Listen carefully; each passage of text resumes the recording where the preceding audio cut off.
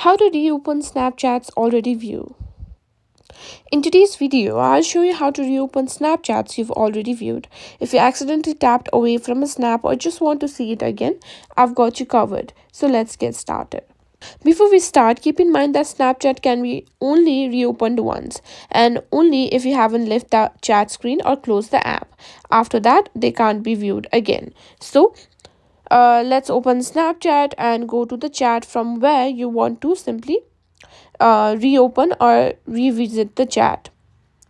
So simply let's say this is the snap that I've watched and I don't know that I've watched it. So what you can do is go to the chat and all you need to do is hold to replay or save. If you want to just replay, you can simply tap on replay and tap on it again, and just like that you can simply uh, reopen Snapchat's already viewed snaps. And that's all there is to it.